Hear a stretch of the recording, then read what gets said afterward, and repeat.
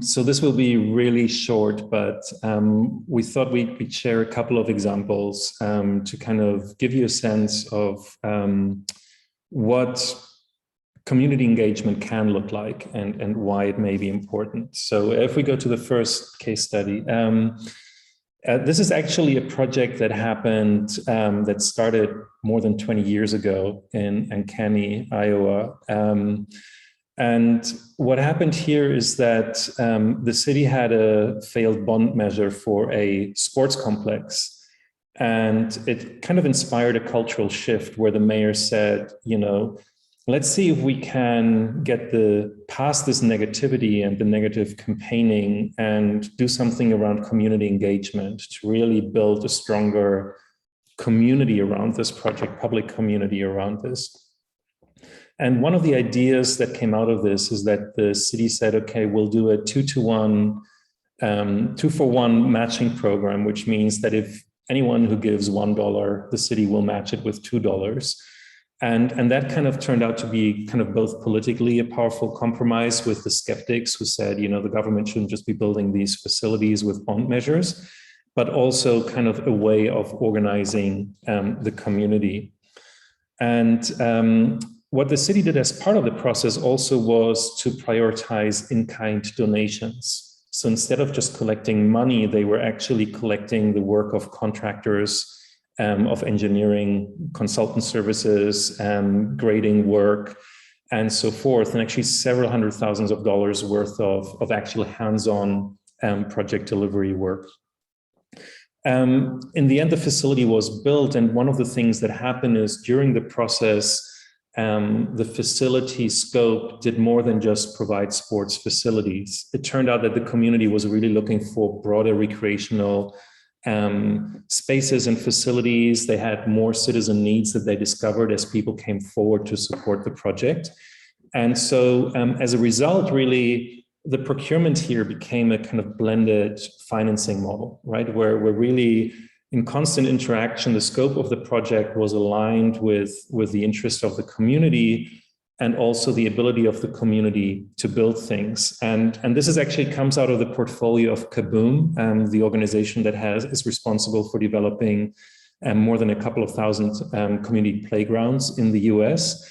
And goes right back to this idea, right? You wouldn't build a playground without asking the community, and it's just applying the same model at a somewhat larger scale. And this is, by the way, this is of course not a major city. This is not a huge city with this kind of exceptional talent and resources. This was a really fast-moving community that was trying to keep up with the needs of its citizens. If we switch to the second example, we're moving over to Eindhoven, a city in the Netherlands. And like many, many other cities around the world, they began the process of investigating how they can upgrade their street lighting using LED technology. And LED technology is really used by cities to save energy and money and reduce the carbon emissions of the city. And but in Eindhoven, the city actually commissioned the university to develop like long-range scenarios and develop a vision and roadmap for urban lighting in 2030. So this was more than 10 years out. And the city convened around the strategy, convened artists and kind of used an annual lighting festival to offer the citizens and the public real inspiration about how this technology could actually take more forms than just being lights on lampposts. And so citizens began to broaden their imagination. And as you see here, this is kind of what happens in most cities. We replace one type of streetlight with another. And if we switch over to Eindhoven, you begin to see that the city is expressing its urban lighting in a much more creative form. And procurement-wise, what this led to was a 10-year partnership with a major corporate partner in lighting infrastructure and technology that is also funding a lot of artists and designers to work with neighborhoods to actually design their own approach to lighting. And as you can see, this takes a very, very local, hyper-local form. And over the period of 10 years, these communities can discover and improve their own environment using this. So a kind of very different outputs here that has happened. And the project is funded with no additional resources, but the annual lighting operational maintenance budget. So there was actually no new funding was needed or created for this process. I think those are two examples I wanted to share, and I'll hand over to Riley, I guess, to kind of start the conversation. Great, thanks, Sasha. Good inspiration. First of all, to start us off, we're gonna kick to just some discussion guided by two wonderful panelists introduced earlier, Denisa and Michelle. But to do so, I will first ask both of them to introduce themselves and give a little context of some experience they've had around community engagement, and any initial reactions either of you have to what's been said so far. I'll also encourage, much like Keisha did at the beginning, if anyone outside of the panelists have questions, thoughts, feedback, please raise your hand. We'll invite you into the conversation, and or feel free to put anything in chat. Denisa, let's start with you. Hello, everyone, wherever you are in the world. Good afternoon, good evening, good morning. I'm just going to introduce myself in my language, my indigenous Diné language. Denisa Livingston and Nishiakula Cheatney Nishlan, Chisha Dina Abashichin, Ose Dina Tachitni Dashache, Don on Aja Tachitni Dashnala, I used to dance Nasha a Teragon Wolia, Diagut Dianishila. So I just introduced myself. It's part of the way we introduce our family, where we come from. I'm from the Red House People Clan. I'm here in the Netka, which is the Navajo Nation in the Four Corners area of the US, the New Mexico part. I've been really involved in our community efforts, really led by intergenerational work, led by my grandma, started by our ancestors. The more that I look into the work that we're doing of creating change and healthy change, and hopefully getting to number 5, even though we've jumped from 0 to 3, back to 1 to 4. I mean, it's a web of going through all of these different processes. And for us, really reclaiming our health, reclaiming the way that we do things in governance, and the way that even this discussion that we're having, procurement, it's really important as we look at reclaiming our traditional values.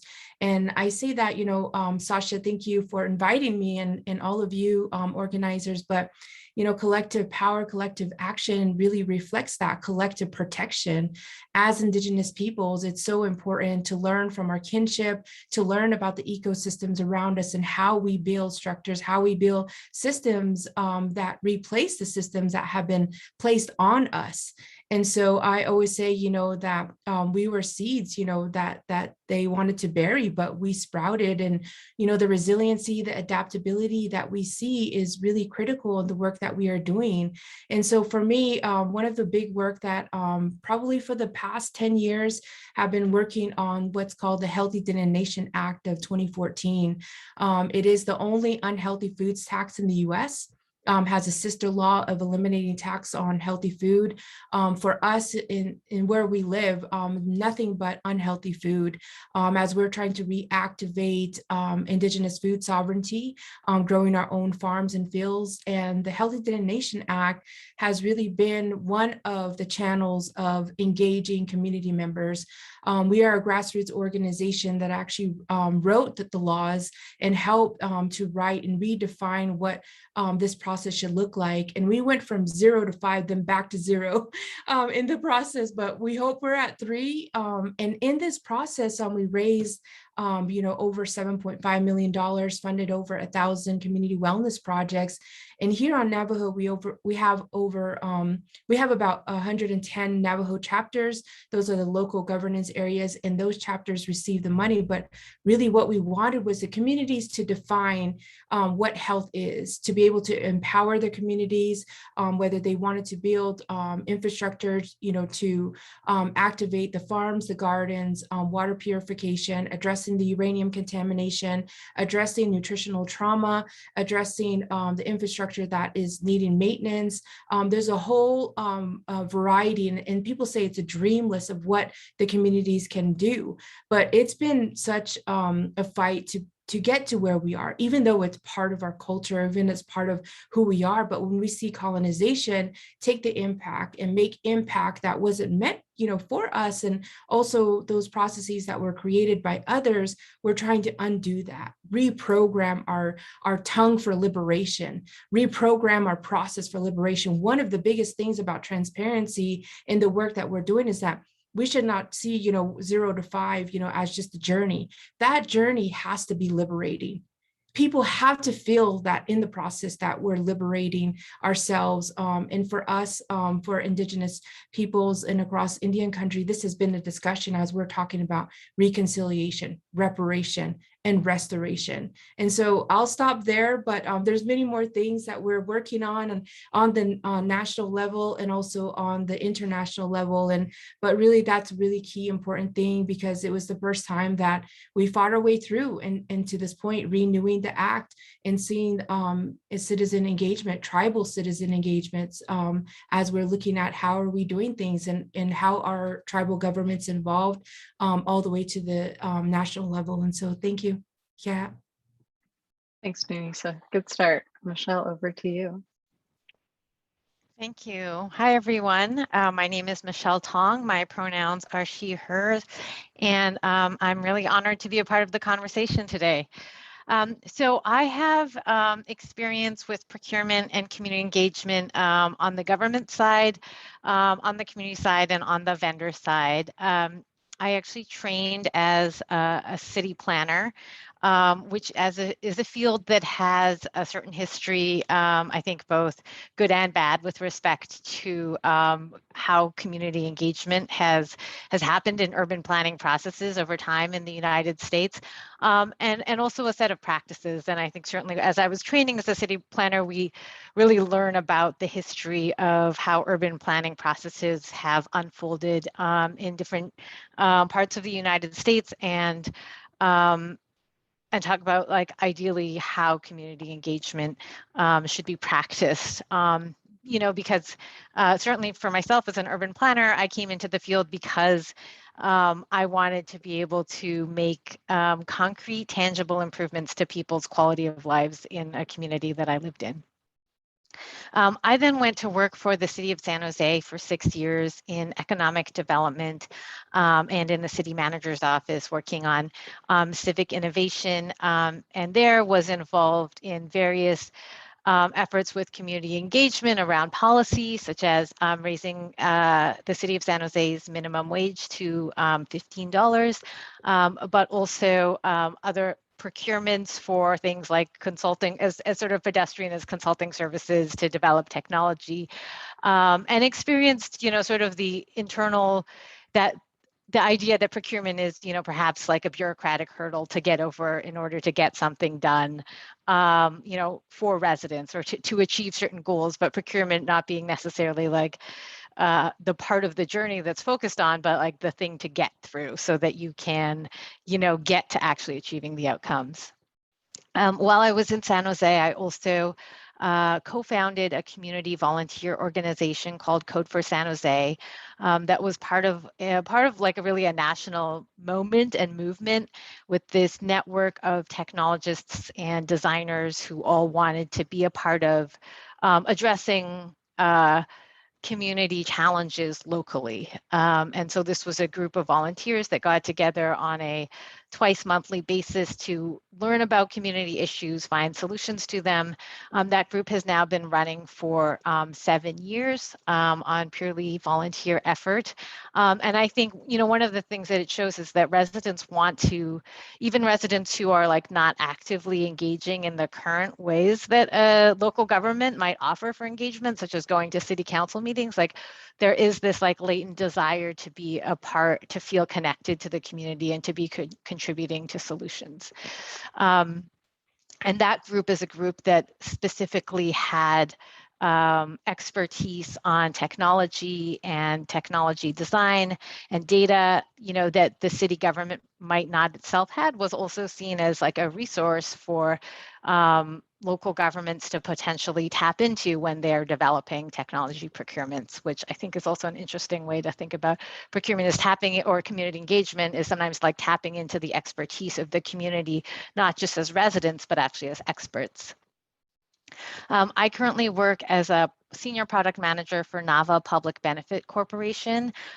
We are a government vendor that works primarily with federal and state agencies, developing services, government services for vulnerable populations. And our mission is really to make government services work better for people, and build trust in government through developing services such as unemployment insurance benefit services, or paid family leave services that really get people the help they need, and addresses what people need. And so the field that I'm in now has a whole discipline of human-centered design, which has another specific set of methods around how to understand, how to think about outcomes and learn from the people you're serving to achieve those outcomes, which is different, but I think very connected to, or I think there's a lot that human-centered design can learn from community engagement in terms of like different models of empowerment.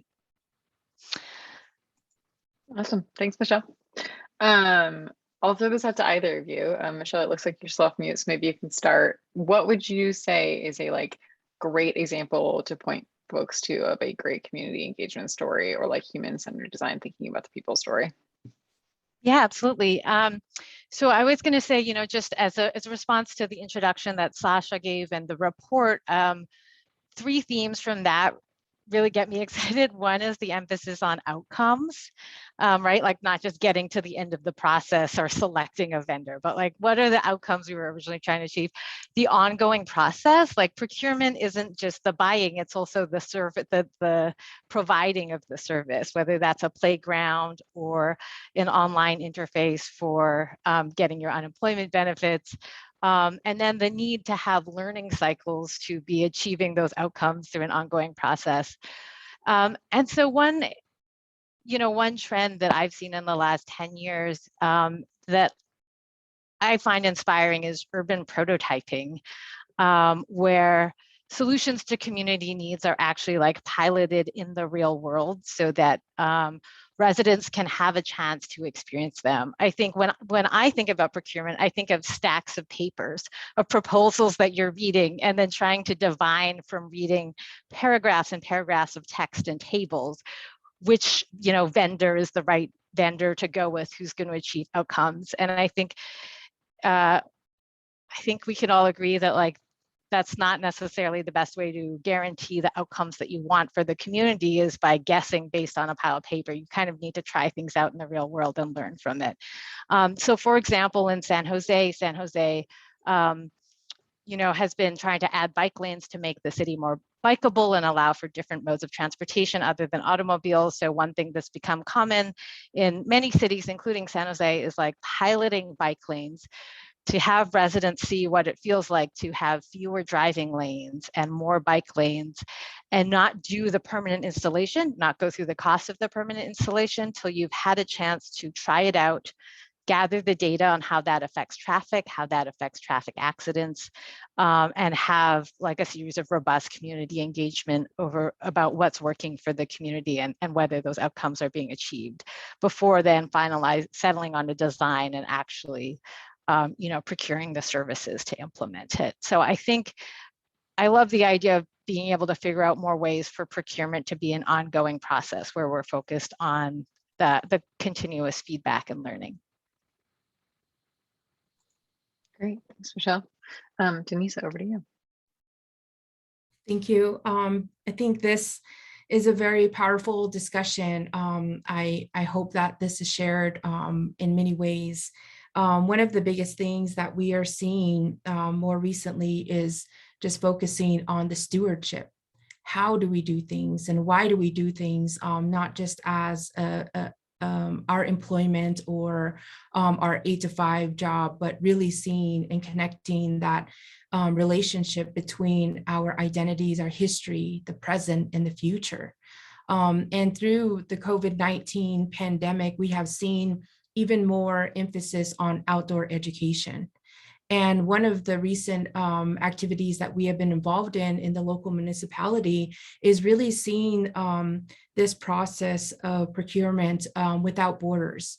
As we are on native lands, and the local municipality received a grant to build an all abilities park, and seeing the inclusiveness of native and local vendors. We are seeing also the creation of a diversity council that we will be a part of. And part of our activity is engaging the youth and the elders. And in this process, I love to see, the lived experiences and what our elders and what our youth envision together, the collaboration that we see happening. And through the pandemic, I've been speaking about, let's grow through the COVID-19 pandemic. Let's not just go through it, let's grow through it, like literally go outside, get our hands dirty, let's grow some food. As we've seen, the food distributions and the vendors that were used in these distributions around Indian country, serving sugar, salt, and flour, and really seeing an emphasis on the nutritional trauma. And I've been saying, let's get, our hands dirty, let's build more gardens, let's build, more farms, let's help, our folks and help people to get involved. And in this All Abilities Park, we hope to see, and I can give an update later, or even Sasha can do a case study on this, but, to see that process now happening, but also thinking about Indigenous agricultural practices, Indigenous ways and methods of looking at water retention, looking at the plants and the plant relatives that we hold near and dear to us, and how they will be implemented, looking at these different ways. And the local school, we helped to get a grant for one of the native schools here, and they will be building infrastructure to be able to use their outdoor facilities. And this is traditional infrastructure, our traditional shade houses, our traditional mud ovens that we cook in, and really seeing how that's activated by the students themselves. Not us telling them, not, folks, experts, saying, this is what you need. We're asking the students, what do they need? How do we help build that stewardship? How do we help build interculturality and respect for that? But also our relationship to the outdoors, especially during the time of the pandemic. And so there are many different things that we're seeing as a process of building the kinship, building the relationships with one another, getting to know, how money flows, how money operates, but also the history of currency.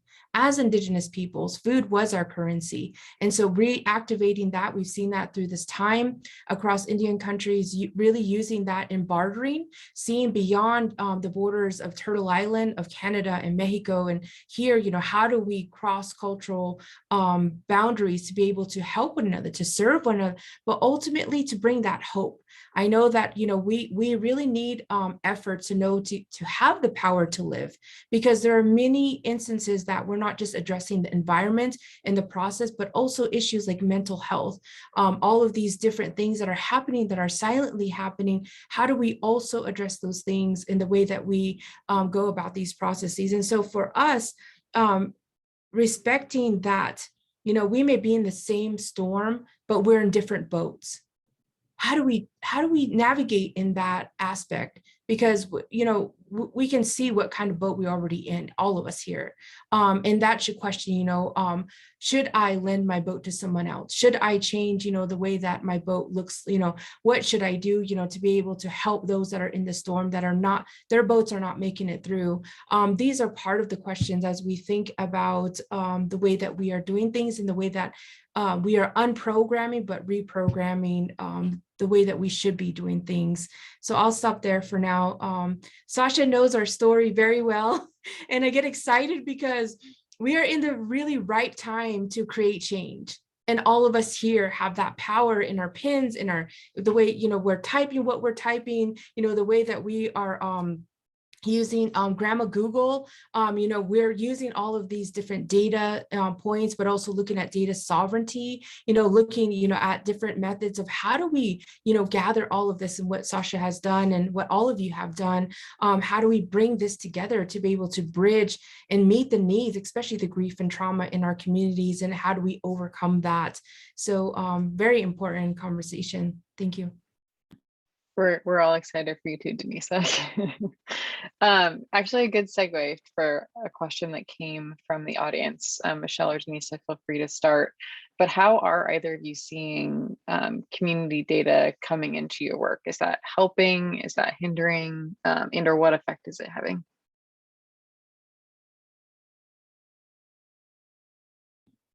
Yeah, so I'll just make a comment about that.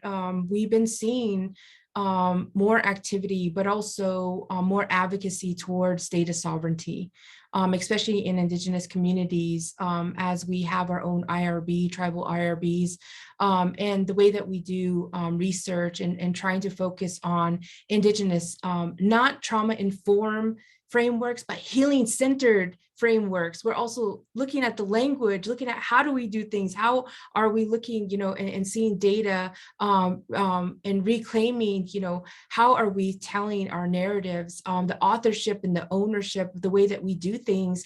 And that's what we're trying to reactivate and also activate and also advocate, because our leaders too, our tribal leaders and our local leaders, we're having to go through the process with them because they have been programmed in a certain way, but we're coming out and saying, this is what grandma did, this is what grandpa did, this is what the youth, have in mind. And so for us, it's really important, and we want to see more of it. We're not seeing enough. And as we see more of the activities across our Indigenous relatives, Indian Collective, Illuminative, Reclaiming Native Truth, all of these different channels, First Nations Development Institute, we can see, some of the data coming out, we can see some of the work, but it's not enough. It's not enough to change these narratives. We need more of that collective protection through the collective action and channels of how do we come together, how do we synergize, but also looking at the sustainability of it. That is really crucial on how we speak, and engage and have conversations about the joy, about the resilience, but also about relational equity. When it comes down, like Sasha said, trust is a huge thing. Data travels by the speed of trust where we live. And this can take years. This can take, generations for us, to address. And so it's really important. It's definitely something that we should all consider, supporting, but also getting involved in how do we, continue these conversations. Great, thanks. Michelle, anything to add? Yeah, this is, the mention of open data made me think about like how in the US, at least, open data was sort of one of the first calls to action for a lot of us who joined like the civic tech movement about like using data to empower communities. And I think some of those early efforts, unfortunately, sort of stalled because they were sort of starting from the point of like, what data does the organization have in its system, not like what are communities interested in, or like what data like actually meaningfully reflects what the community is experiencing. And I think now things have progressed where I'm seeing, different things where like, yes, the data is more driven from the community. So I think kind of crowdsourced information is one of those interesting things that we've seen more of in the past years, where whether it's like a standard city 311 service where citizens call in with issues that they're seeing, like, although that's like in some sense is very basic because it's like you're reporting potholes or illegal dumping or abandoned vehicles, it does surface this map of like what are the issues that are mattering to different community members in different parts. And certainly with those types of tools, you want to make sure that you are, when you're interpreting it, you're also thinking about like who is participating in those systems. But like that's, I think, a very interesting source of community data. And there are some really interesting examples of other tools that are being used in disaster response or crowdsourcing, like community observations of how climate change is affecting their neighborhoods, such as like flooding or changing the levels in water bodies. And then more recently in the field of work that I'm in, we're seeing like online organizing, providing like the community-centered view of the experience of a service. So for example, applying for unemployment over the course of the pandemic, we saw, millions of Americans sort of struggling to get unemployment benefits during the pandemic, and then sort of sharing information online on Facebook groups or in Reddit. And some of those groups actually started gathering their own data about like, what were your wait times to get to this part of the process, and what were your wait times to get to this other part of the process, which that's typically data that like someone like me as a product manager would think as the person designing the service that I would gather that. But it's really fascinating to think about that potential of communities organizing themselves to present like, this is the data on our experience. They don't have to wait to be asked by like an expert who's designing the system. They can organize themselves to provide that representation of their lived experience. Great, good examples. I know also too, there was some good stats that Sasha and team gathered as part of the broader research. Sasha, I don't know if you have any additional insights around that data. Yeah, I mean, I think this conversation around data is really resonates with kind of multiple dimensions we heard about data when we spoke to people. I think maybe starting at the other end of the procurement end, where procurement leaders were talking about they need a different type of quality of data about their vendors and their suppliers. And clearly, many global cities now are going out and meeting suppliers in person and building first-hand relationship. We talked about that with the indigenous vendors from in Sydney in our last session, where there's really a one-to-one engagement. But also there were interesting practices and interesting challenges around asking someone a question about how they feel or what they need is, for many people, if the government is asking, that is problematic. And so one organization that is very inspiring is an organization called User Voice in the UK that does that inside the prison system and inside the probation system, and actually uses former incarcerated staffers to go out and build a trust relationship and have those conversations to get honest feedback rather than the feedback people are not scared to give. And I think there are really creative practices around doing this. And I want to just kind of go back to something that stuck with me, a story that Denisa told me some time ago, which was a young girl stepping up in front of the tribal council and showing her purse to reveal her diabetes kit. And I think when Denisa was talking about how do we articulate data, how do we bring it to life, how do we make it understandable, I think a lot of the work is left to communities to really carry the burden of giving life to data, right? Of kind of owning that and communicating what it really means if children are struggling with diabetes type 2. And I think this is a challenge we have everywhere. Maybe one last example to point to is the Brownsville Partnership that has, over the last 8 years, built up out of community organizing, really strong data skills and negotiating skills to hold New York City government accountable for the quality of public services, and then began to redesign early childhood experiences based on the needs and the ideas of the community. So I think there is a kind of really interesting triangle here. It's not just about whether the data is open, but also what stories are we building around the data, and are we managing to create the urgency to act and turn that data into actions in different ways. Thanks, Sasha. The final question I think we're going to sneak in, that I'm going to mesh from a few different folks that have come in. What are examples you all have, or what are like pros and cons you would say of building public-private partnerships when we think about community engagement? I.e., like, is it good to bring in technology companies? Is it bad to bring in technologies? As like one example.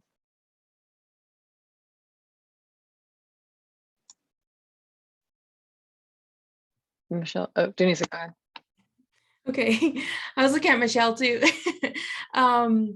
I think one of the biggest things, the challenges, is how do we balance and how do we integrate this in a safe way, and also creating that brave space so that truth, reconciliation, like I said, and reparation, restoration happens.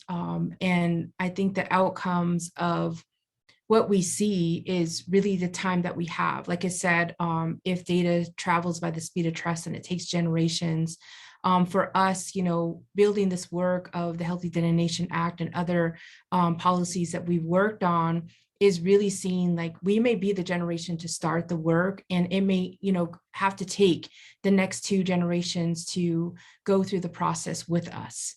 And so the challenge of that is getting the buy-in from our tribal leaders, from our tribal government, from local municipalities, but across Indigenous nations across the world, as we're in these really difficult conversations about this, as we are talking about the ownership and the authorship, and also how are we going to change the process through purpose.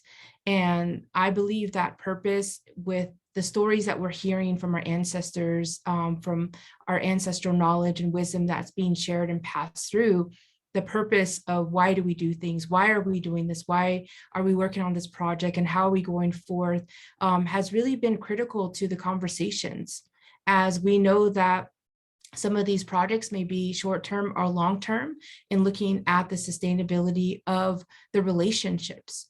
Are these authentic relationships, like Sasha had mentioned? We really focus on those things, because what we've been seeing is many projects come in that are not Native-led, and they're here for 1 to 2 years and leave. And we don't see the maintenance of these projects. We don't see the continuance of the relationships, the conversations, the outcomes, the purpose, really. Why were these, projects, integrated or even implemented? And so we're questioning all of these different things. And I think there is, the challenges of, yes, we may need the technology, but also grandma knows of the solutions. When we're talking about climate change, when we're talking about our food systems, when we're talking about solutions, that our ancestors have carried through generations, really looking at that. And so I think, trying to integrate that and have that balance of the new and the old is an art. As we talk about even the art of curation, how do we hold these conversations? And are we starting, with Indigenous protocols? Are we speaking, to the needs of the communities in a manner that is best spoken about? All of these different cultural practices that we want to embrace. And I think, as my final comment, not just looking at equity, inclusion, and justice and what we're doing, but also looking at the biodiversity and the biocultural diversity. It's really important as we see all of these different things happening, especially with our food systems and the way that, we're seeing the lack of healthy food and the lack of access to healthy food where in our territories, in our nations, and our villages, and especially, with our relatives worldwide. And how are we going to address the fires? How are we going to address all of these different things that are literally burning up our villages, and our people, are suffering? And how are we going to engage to rebuild that hope, to restore and to revitalize? It's really important as we see this from a cultural perspective. And I think the last thing is just, like I said, just being reminded of our stewardship. How are we doing this, and why are we doing this? Thank you. Michelle, Sasha, anything to add? Michelle's off. Yeah, there we go.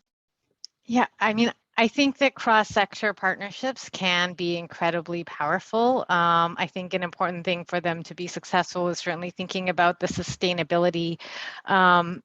Designing for news releases is not the approach to, is not a suitable answer for the why of engaging in a complex, public-private partnership. And I think the government, cannot abdicate the responsibility for accountability to the public for the outcomes or the delivery of the service when entering into those partnerships. So I think the partnerships work best when each partner is very clear on what their role is.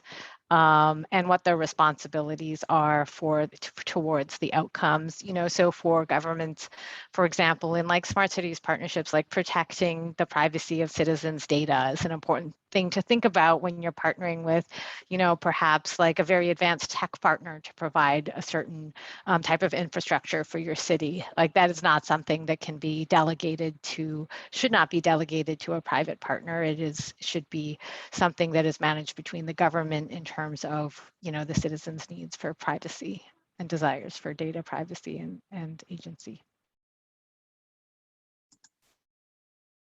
Great. Thank you both for the variety of perspective. I know I appreciated it. I'm sure others on this call did as well. Keisha just has a few last minute things to tidy us up and close us out. So Keisha, over to you. Awesome. We just really quickly wanted to share that, well, first of all, thank you so much for coming to this session.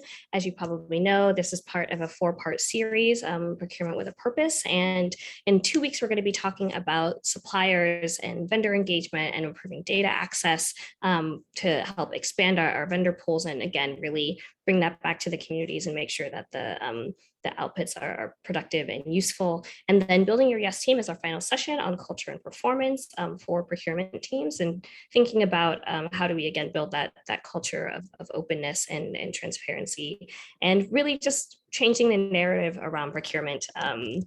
It's not just a clerical boring activity. It's really creative and it's a tool for problem solving. So dropping a couple of the links in here. Please sign up for some future deep dives. And of course, we would love your feedback. So, and knowing how we can improve in our upcoming sessions and a bit of where we want to continue the conversation outside of these calls. So yes, thanks so much. And also please take our survey. Only 2 required questions. So pretty brief. Thanks everyone. Thanks for joining. And thank you so much to our speakers. We're going to be on for another 10-15 minutes if folks want to join our after party, after hours. And yes, of course, please feel free to email me or Riley. A few of us are going to stay on for some informal conversation. And thank you so much for joining. Thank you for your questions. Thank you, thank you, thank you. Give it a minute for folks to filter out. But again, if anybody wants to stay for our after hours, we'll be here.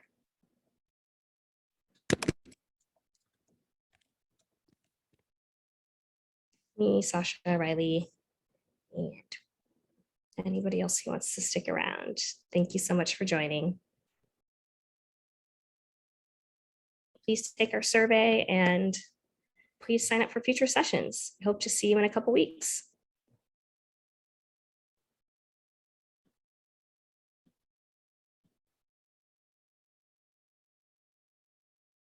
Thank you all. I'm gonna stop screen sharing and see who's still with us.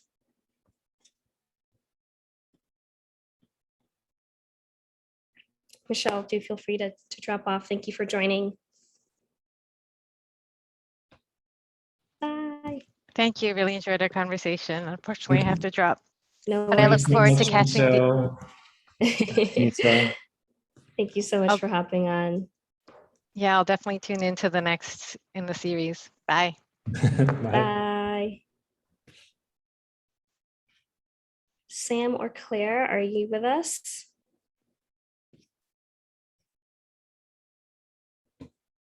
Hello, hello. Sometimes it's hard to tell. People just left their computers. Hello, Sam. Hello, Claire. Hi. Hi. I just joined the Government Performance Lab. Oh, hi, Sam. We'll be talking in a week or so. Yeah, I was mostly just hoping to stay on and just learn from other people. But I love that you do this after hours chat at the end. Thank you. It's about this small usually, but happy to talk a little bit. I'm not sure if Claire is with us. Hello, Claire. Claire might not be here. Cool. Do you have any questions, Sam, or thoughts or coming out of the session? One of the things that I was wondering was with prototyping. which I love that idea. I come from like a startup background, and that's just like, there's no other way when you're coming up with a new idea than to prototype. But I was wondering how that goes over with governments. Like, how do they respond to that? I could imagine a first response being like, that's really expensive. Like, we can't do that. Well, there's a lot of that happening. I think one of the bigger challenges these days is that we have a lot of prototyping or piloting, but then no reliable way to then scale up what works. And so part of the challenge is often it is actually disconnected from procurement, meaning that, if Denisa finds a way to kind of serve communities healthier and better meals in schools and in other public organizations, there isn't particularly a way to then kind of simply adopt that, right? It's the culture is then to kind of be stuck in the incumbent way. So that kind of transitioning from one to the other is challenging. We have a case of San Francisco prototyping its street lighting and then abandoning kind of its technology dreams as they ran the pilot, in part because the community was pushing back. They had concerns about privacy issues. So there's real value, and I think it happens a lot. I think the real question people are struggling with is often, especially when it involves technology, citizens or not all groups get really involved. So it's hard to get the voice of people who have other really big issues in their lives when you're then talking about, do you like this LED streetlight? It's very, very difficult to get